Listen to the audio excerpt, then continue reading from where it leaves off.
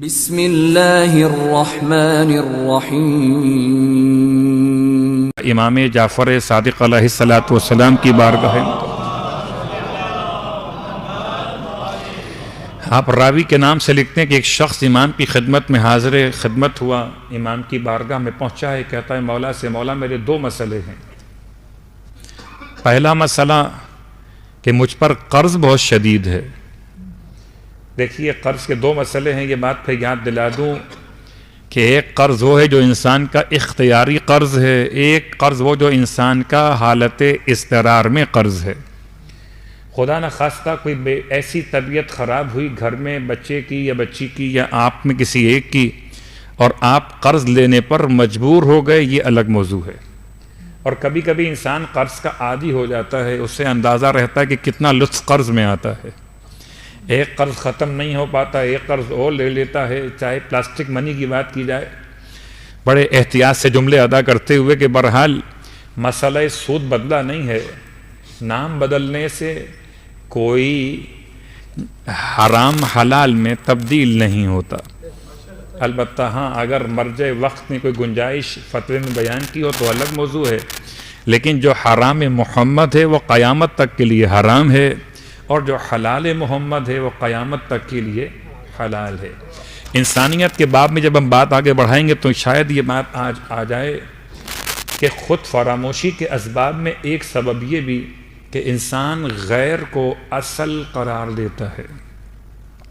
انسان غیر کو اصل قرار دیتا ہے، اس کے باب میں سود کی آیت آنے والی، لیکن مجھ جیسے اور آپ جیسے مومن کے لیے تو بہرحال قرضہ ایک ایسا جملہ ہے کہ خدا نہ کرے کوئی مومن مقروض ہو، اور جن پر قرضہ ہے خدا کرے آج کی مجلس کی برکت سے وہ قرضہ راتوں رات اتر جائے۔ شاید میرے اور آپ میں اتنی ہمت نہیں ہو، خدا کے خزانے بہت وسیع ہیں۔ وہ کہتے ہیں کہ پروردگار کی رحمت وہ ہے جو رات میں چھپڑ پھاڑ کے بھی آ سکتی ہے، تو اگر مانگنے والے میں صلاحیت ہو تو پروردگار کے دینے میں کوئی کمی نہیں ہے۔ ہم مانگتے ہی اتنے تکلف سے لگتا ہے جیسے VIP بن گئے ہیں، نہیں مانگتے ہوئے تو آپ بالکل حقیر و ذلیل و فقیر ہو جائیے رب کے سامنے۔ ہاں البتہ دنیا کے سامنے آپ مومن بلند مقام کے رہیے، رب کے سامنے رہیے ذلت کے ساتھ، کہ وہاں تو ایسے مانگنا ہے جیسے کوئی واقعاً مسکین مانگتا ہے، اور ہم تو ہیں ہی مسکین۔ ہم کیسے کہہ سکتے ہیں کہ ہم مقروض نہیں ہیں؟ ہم مقروض ہیں۔ کبھی قرض خدا کے ہیں تو نماز ادا کر رہے ہیں، کبھی قرض انسانوں کے ہیں تو خدا سے دعا مانگ رہے ہیں۔ تو امام کی بارگاہ مقدس میں آنے والے شخص کا سوال، مولا میرے دو مسئلے، پہلا مسئلہ یہ کہ مجھ پر قرض بہت زیادہ ہے، ادا نہیں ہو رہا، کوئی ایسی دعا بتائیے کہ قرض ادا ہو جائے۔ دوسرا مسئلہ کہتا ہے مولا کی خدمت میں، مولا مجھے سلطان کے شر کا یعنی حکمران کے شر کا بڑا مسئلہ ہے، مجھے ظالم کے ظلم کا بڑا خوف ہے، مجھے دو مسئلے بتائیے میرے دونوں مسئلے حل ہو جائیں، ایک ظالم کے ظلم سے بچ جاؤں اور ایک میرا قرضہ ادا ہو جائے۔ امام ارشاد فرماتے ہیں جب رات کا ایک حصہ مکمل ہو جائے، یعنی کہ یوں کہیے کہ رات مکمل طور پر شروع ہو چکی ہو، یعنی تقریباً عشاء کی نماز کے بعد سے لے کر نماز شب کے وقت کے درمیان کا وقت، اذا جنک اللیل، جب رات تجھ پر غالب آ جائے تو تجھے چاہیے کہ پھر رب کی بارگاہ میں 2 رکعت نماز ادا کر۔ اور جب کبھی انسان رات کے وقت کو نماز پڑھے تو رات کی ہر نماز نماز شب ہوتی ہے۔ میں نے بڑے احتیاط سے جملہ استعمال کرنا ہے، کہیں کوئی اس کو سوئے عنوان میں خیال نہ کرے۔ لفظ ہے نماز، لفظ ہے شب، جو نماز رات میں پڑھی جائے اس کو کیا کہیے گا؟ نماز شب۔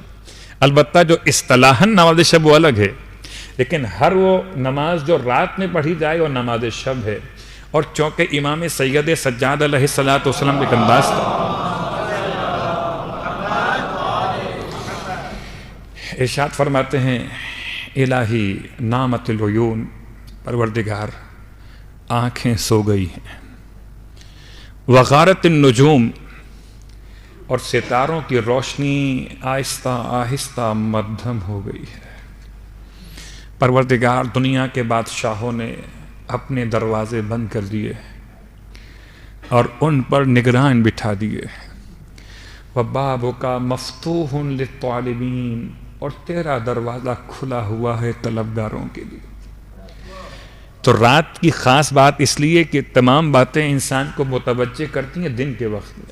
آوازیں آ رہی ہیں، ٹیلی فون آ رہے ہیں، کالس آ رہی ہیں، یا کوئی میسج آ رہے ہیں. رات کا مسئلہ آہستہ آہستہ، خیر ہمارے یہاں تو مسئلہ الٹا ہو چکا ہے، لوگ رات سے استفادہ کرتے ہیں دن کے مقابلے میں بہت زیادہ. لیکن رات، امام فرماتے اذا جنک اللیل، جب رات تجھ پر غالب آ جائے تو پس 2 رکعت نماز رب کی بارگاہ میں ادا کر. رکعت اول میں الحمد کے بعد اس کی نیت کیا ہوگی؟ نماز پڑھتا ہوں برائے ادائے قرض، برائے دفع ظالم، برائے دفع ظلم ظالم، اور برائے ادائے قرض، قربتاً الی اللہ.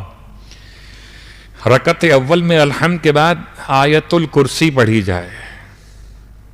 آیت الکرسی میں وضاحت موجود نہیں کہ کہاں تک پڑھیں، علی العظیم تک پڑھیں یا ہم فیہا خالدون تک پڑھیں. صرف ایک مقام ایسا جہاں وضاحت ملتی ہے آپ کو، نماز وحشت قبر میں آپ کو ملتی ہے وضاحت کہ جب آپ نماز وحشت قبر پڑھ رہے ہو تو آپ کو آیت الکرسی پڑھنی ہے ہم فیہا خالدون تک. اور اس نماز کے علاوہ جہاں بھی لکھا ہوا ہو آیت الکرسی تو اکتفا کیا جا سکتا ہے علی العظیم تک. لیکن کیا حرج ہوتا ہے اگر انسان ہم فیہا خالدون تک پڑھ لے؟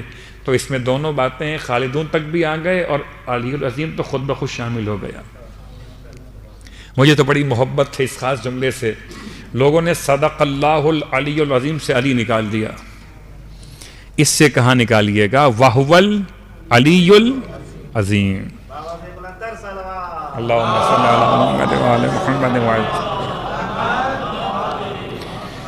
تو یہ آیت الکرسی رکعت اول میں. اچھا ایک مرتبہ یہ گھبرائیے نہیں، لمبی چوڑی نماز نہیں ہے مگر لمبے چوڑے آپ کے قرضے حل کروا سکتی ہے. رکعت اول. رکعت دوم میں الحمد کے بعد آپ نے سورہ حشر کی 3 آیات پڑھنی ہیں. آیت نمبر 21، 22، 23، آخری لو انزلنا ھذا القرآن سے لے کر آخر آیت تک مکمل کرنا ہے.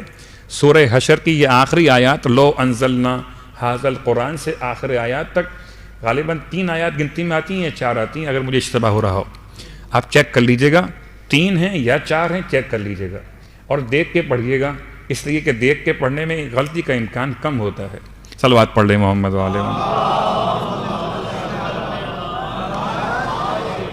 تو انشاءاللہ کل اس کو مشکل جماعت، کیونکہ شب جمعہ بھی ہوگی اور پھر جماعت جو 2 دن کی نماز قضاء عمری ہو رہی ہے اس کے اعتبار سے ہم ایک وقت نکال کے اس نماز کے لیے، تاکہ اجتماعی طور پر نیت فرادہ کے ساتھ اپنے اپنے اعتبار سے تمام صاحبان ایمان جب خدا سے دعا کریں گے، خدا تمام مومنین کے قرضوں کو انشاءاللہ دور فرما دے گا، قرض ادا ہو جائیں گے. اور یہ نماز پڑھنے کے بعد اور راوی کہتا ہے امام سے نماز لی واپس چلا گیا، کچھ عرصے بعد پلٹ کے واپس آیا امام کو خبر دینے کے لیے، کہتا ہے مولا آپ نے ایسی نماز مجھے عطا کی تھی، ایسی نماز مجھے سکھائی تھی کہ نماز پڑھتے کے ساتھ قرضے بھی ادا ہو گئے، ظالم کے شر سے محفوظ بھی ہو گیا اور مال میں برکت بھی ہو گئی.